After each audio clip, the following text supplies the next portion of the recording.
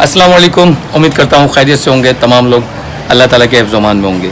आज हम बात करने वाले हैं डैनफोर्स कंप्रेसर के कनेक्शन के बारे में और किस तरीके से कनेक्शन किए जाते हैं, उसकी क्या इंपॉर्टेंस होती है, क्या प्रिंसिपल्स होते हैं कि हम काम करने के दौरान उन चीज़ों को याद रखना पड़ता है। सारी बातें इस वीडियो के अंदर डिस्कस आप लोगों के साथ करेंगे और आप लोगों को सिखाएंगे कि डैनफोर्स कंप्रेसर के अंदर कितने टाइप की रिलेज लगती हैं और कौन कौन सी लग सकती हैं, इनके कनेक्शन किस तरीके से होते हैं। बहुत सारे लोगों के कमेंट्स आते हैं, सर हमें प्रॉपर कनेक्शन के बारे में ज़रूर बताएं। तो इस वीडियो के अंदर ये सारी चीज़ें जो है मैं आज क्लियर करने वाला हूँ।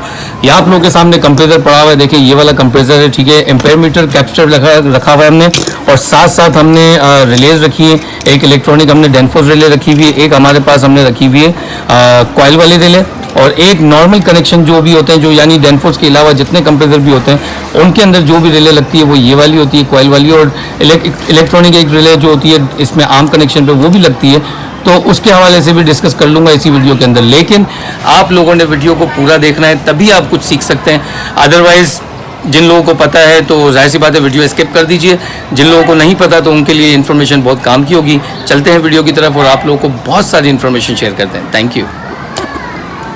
अच्छा, सबसे पहले तो हमने ये चेक करना होता है कि किसी भी कंप्रेसर के अंदर जब हम काम करने वाले होते हैं तो हमें पता होना चाहिए कि रनिंग कौन सा है, कॉमन कौन सा है और स्टार्टिंग कौन सा है। ये तीन चीज़ों का पता होना बहुत ज़रूरी है। अगर आप कोई भी रिले लगाना चाहते हैं, चाहे आपकी कॉइल वाले रिले हो, चाहे आपकी इलेक्ट्रॉनिक रिले हो या चाहे आपकी कोई भी कॉइल वाले रिले हो, आपको कंप्रेसर के कनेक्शन के पॉइंट्स का पता होना चाहिए। तो पॉइंट्स को किस तरीके से चेक कर सकते हैं, देखिए यहाँ पर 1, 2 और ये 3 पॉइंट हमारे ऑलरेडी बने हुए, ठीक है। हमने क्या करना है कि क्लैंप मीटर की मदद से सबसे पहले हम फोकस करेंगे इसको कि हमारी कंटिन्यूटी क्या शो कर रहा है। तो एज पर फार्मूला ये होता है कि स्टार्टिंग कॉइल जो होती है वो हमेशा हाई होती है और जो आपकी रनिंग कॉइल होती है वो मीडियम होती है और कॉमन अपने आप पता चल जाती है, जैसे कि मैं आपको चेक करके बताता हूँ। यानी जिन दो पॉइंट्स के ऊपर सबसे ज़्यादा फ्रीक्वेंसी नज़र है, जब से सबसे ज़्यादा आपको जिस पे वैल्यू दिख जाए तो वही आपकी जो है वो रनिंग और स्टार्टिंग है, ठीक है। अब मैं यहाँ पर इनके पॉइंटों को चेक करता हूँ। देखें, ये दोनों पॉइंट को लगा रहा हूँ यहाँ पर।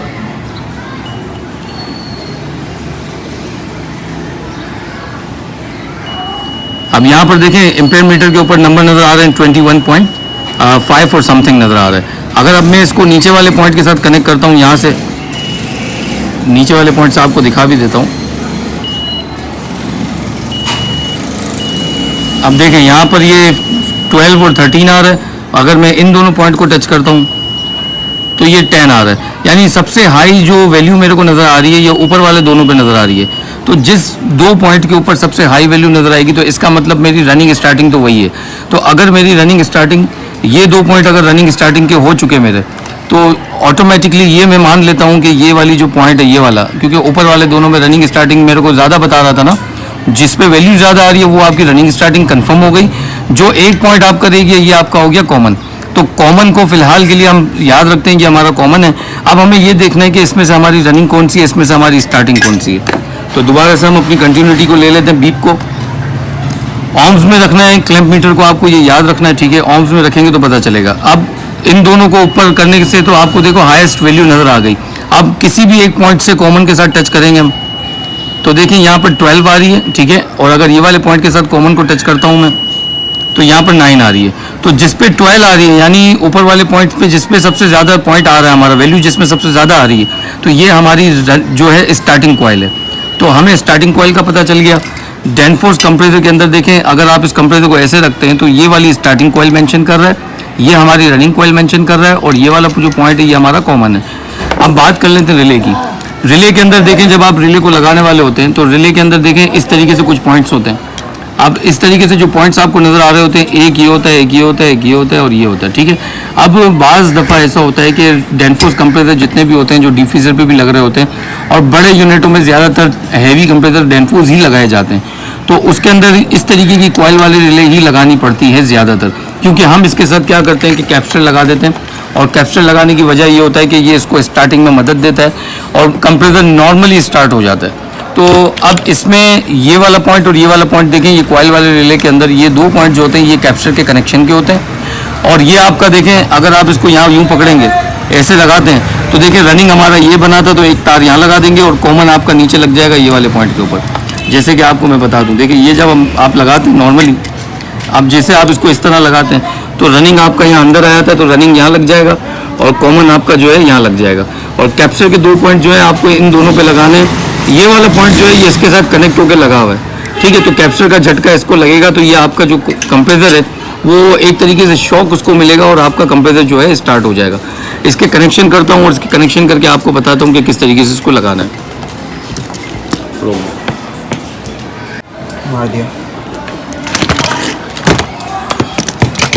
अब हमारे पास ये वाली रिले पड़ी है, ठीक है, और कॉइल वाले रिले हम इसमें अटैच करने वाले हैं।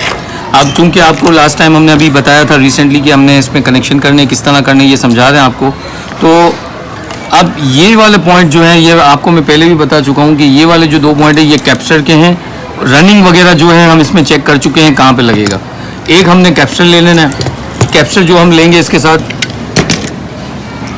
ये कैप्चर को हमने इसके साथ कनेक्ट करना है और एक हमें चाहिए मेन वायर। अब ये फ्रिज में से भी मेन वायर आ सकती है, कैसे भी आ सकती है, ठीक है। तो हम सिंपल आपको देखें, आप इसको ये भी कह सकते हैं कि यार सिर्फ आप लोगों को कंप्रेसर चलने के रीज़न ये होते हैं कि मिसाल के तौर पर आपका compressor bar bar on off होता है, ठीक है, जहाँ पर फ्लक्चुएशन भी होती है। तो कंप्रेसर अगर किसी वजह से भी ऑन ऑफ हो गया तो उस सूरत में कंप्रेसर दोबारा स्टार्ट होता नहीं है। तो कैपेसिटर बेसिकली हम इसीलिए लगाते हैं ताकि उसको स्टार्टिंग में किसी किस्म का प्रॉब्लम ना बने। तो इसलिए हम इसके साथ क्या करते हैं, कैप्चर कनेक्ट कर देते हैं। तो अब देखें एक तार मैंने रनिंग में लगा दिया और एक तार में देखें ये रिले के कॉमन में लगा देता हूँ। रिले के कॉमन में एक पॉइंट लगा देता हूँ। अब जब ये 2 पॉइंट लग गए, अब मुझे चाहिए कि यार इन केस अगर वोल्टेज मेरा फ्लक्चुएट होता है या किसी वजह से मेरा कंप्रेसर बंद हो जाता है तो ये फ़ौरन से स्टार्ट भी हो जाए अगर लाइन इसको आ रही है। देखें रिले में इसमें ये लगा देता हूँ। अब यहाँ पर देखें एक मेन वायर मैंने यहाँ लगा दिया स्टार्टिंग के अंदर और एक मेन वायर लगा दिया मैंने कॉमन के अंदर, ठीक है। कैपेसिटर का बिल्कुल सिंपल मेथड, ये 2 पिन कैपेसिटर की आ रही होती है। हमेशा इन दोनों पिनों को शॉर्ट करके आपने चेक लाजमी करना है, ठीक है। इनको शॉर्ट आपस में ज़रूर किया करें। इसके अंदर करंट का जो है फ्लो होता है, डिस्चार्ज हो जाता है आपकी बॉडी के ऊपर। तो एक यहाँ पर पॉइंट लगा देता हूँ और एक पॉइंट यहाँ लगा देता हूँ। अब ये देखें, आपको फिर भी करीब से दिखा देता हूँ थोड़ा सा कि आपने कैपेसिटर के 2 पॉइंट देखें यहाँ लगा देने, 2 पॉइंट यहाँ पर लगा देने। ये जो मैंने आपको बताया, एक पॉइंट कैपेसिटर का यहाँ लग जाएगा, एक पॉइंट यहाँ लग जाएगा और एक कॉमन में लगा दिया हमने तार और हमने एक तार यहाँ लगा दिया रनिंग के अंदर। अब हम इसको स्टार्ट करके देखेंगे आया ये स्टार्ट होता है कि नहीं होता है, हम ये चीज़ चेक करके आपको बता देंगे।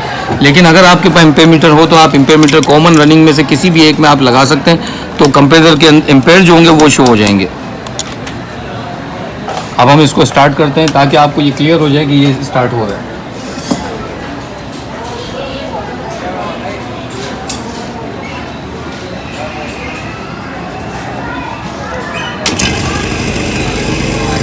अब आप देख सकते हैं कि कंप्रेसर हमारा स्टार्ट हो गया, ठीक है, ये वर्किंग कर रहा है।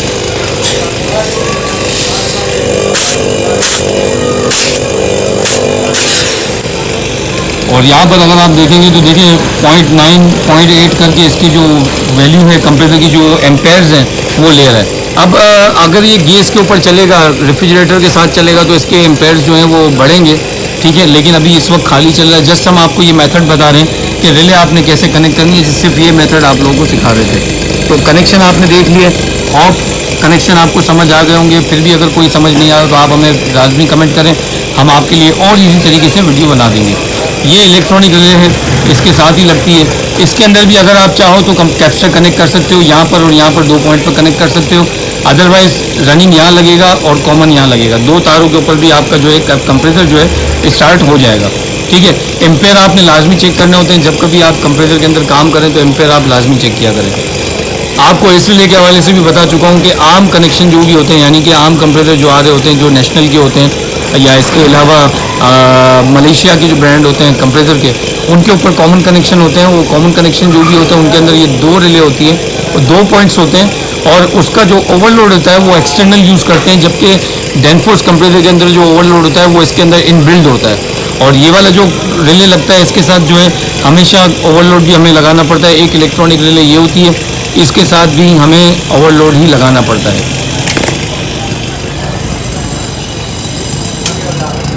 आजकल होप ये वीडियो आप लोगों के लिए काम की होगी। मजीद वीडियोस के लिए हमें कमेंट करें किस टॉपिक पे आप लोग वीडियोस देखना चाहते हैं। हमारे चैनल को सब्सक्राइब करें और बेल आइकन को ज़रूर क्लिक करें ताकि हर तरह की वीडियो आप लोग हमारे चैनल पर देख सकें। हमारा नंबर चैनल आर्ट पे मौजूद है, जब चाहे हमें कॉल करके आप मशवरा कर सकते हैं। बहुत बहुत शुक्रिया। अल्लाह हाफ़िज़। अल्लाह ने के बाद।